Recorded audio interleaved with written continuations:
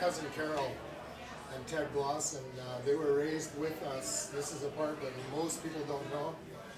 My uncle Ernest was killed in a car accident when our cousins were probably 4 and 6, and so their mother, our aunt, was in tough straits. So mom and dad had just moved out of the cabin that was a glorified garage built into a house and into the house that they had built.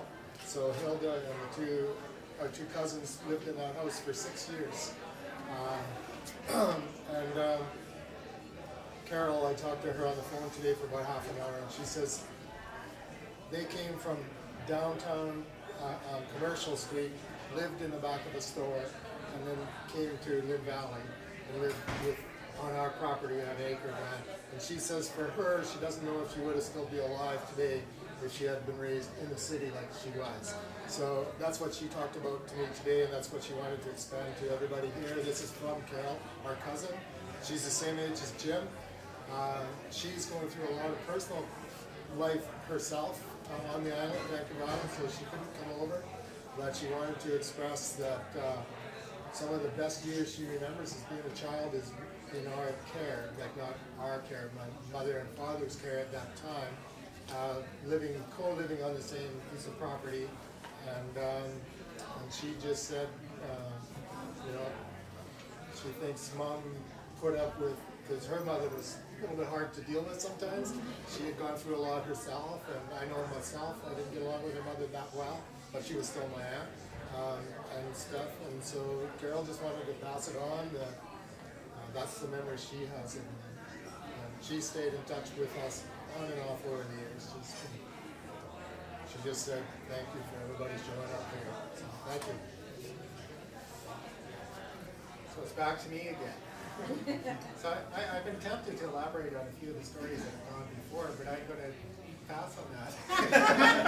I can fill them in. Yeah, we could do that privately.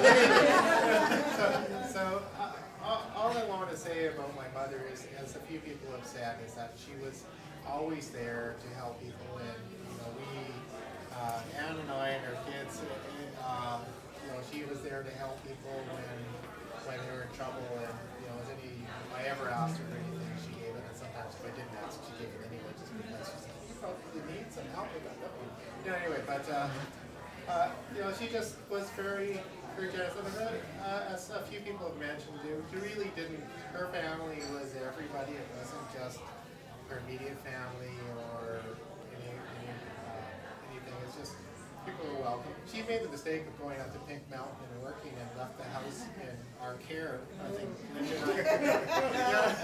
Linda and it wasn't good. I played in the band, and I was away, and I came back, and they were like people I didn't know parking vehicles in the front yard, and yeah. So I don't know why our neighbors didn't move out earlier.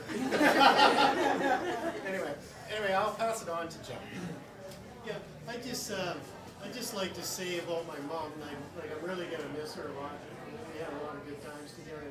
But I'd like to say special thanks to Greg and Ann, that because they were so close, they had to, you know, help my mom a lot in the last year, which she has trouble with. So thanks very much.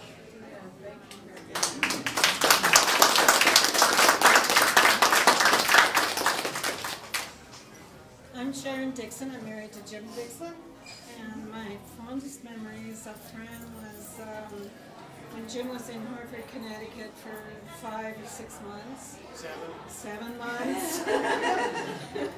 And often I would come home from work on a Friday, and I would go up to Fran's house, and we'd sit and have our half a cold glass of beer each, and you know, we'd share meals and talk about good times and that. But there's some weekends I would make the mistake of going up Lonsdale and dropping in at Fran's Cafe, and some of the waitresses or waitress would not be there, so I got incorporated into waiting, and I'm not the greatest waitress. But then the reward, like I didn't get very good pay, but the reward was I'd get real good hamburger and some fries and pie a la mode, and then off the bread. Yeah, didn't you guys keep back of it or something, and it There were Mom's problem. And then off to her house we'd go and have that, share that beer, and that's one of my fondest memories of Fran. Well, we had some good memories up at the cabin too. Like this particular story was, we had this cabin, there was this scrubby, shrubbery, bushy stuff in front of the cabin, and Jim always wanted to have it cleared off, and I said, no, let's not bother. Well then, Fran was up there, and Jim went into town to get groceries and whatnot. Fran and I were puttering around. She says, oh, let's get rid of these shrubbery. So Jim comes back, and all this scrubby stuff is gone, and so Jim says, I've been trying to talk Sharon into doing that for ages. And she just went ahead and started doing this, and that was pretty good. So those are a couple of my fondest memories. And like I said, like she's taken in a number of people when they needed help, and she certainly did that with Jim and I when we went through some tough times, and I really appreciated that.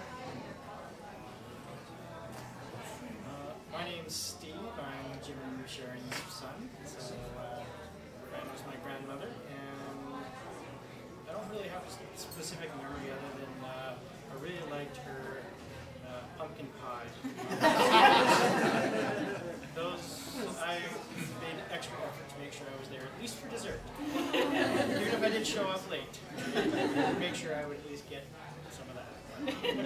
So, and I appreciated, she was a very good cook. I like food, so that works. But I do have, on another side, I think the best impression I got from my grandmother was just her strength of self.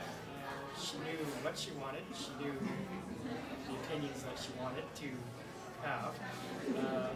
Argumentation aside, she always knew a lot and could, explain things, and educate you. And I just thought that was just a great example. So that's what I think of her. Well, I'm Ann. I'm Greg's partner. And I started my life with Greg living in the house. And we had twin boys, and Fran looked after those boys for me when they were little, so I could go to work and so I could play in her garden. She loved gardening too, and when we moved out and moved into our own house, she would come over and help me and play in my garden with me. And I really appreciated all of that. But Fran was really determined and really independent and so strong. And the last year showed that a lot. She went through such a lot of pain and trouble in the last year, but she stayed with us for 6 weeks when she came out of the hospital, and we cared for her and things, but darn, she couldn't wait to get home to her own place, And she did. She got home and she lived on her own up until the end, and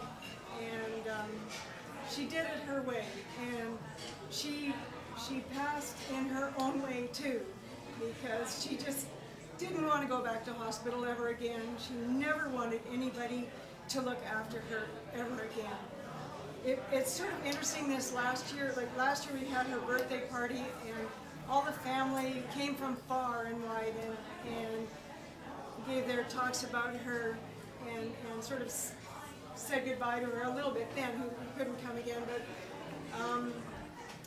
during this last year, a lot of other people seemed to come out of the woodwork and just meet with her again. And it seemed that all of her friends had done that recently, and she's, I think, came to the feeling that her time had come. She was ready. And she passed very quickly and without pain or any suffering. And that's just exactly what she wanted, because over the years since I've known her, she's always said she didn't want to suffer and didn't want anybody to fuss over her. And we were to take her out in the back 40 if she was going to be having to look after her and things like that. So she did it well. She did it her way.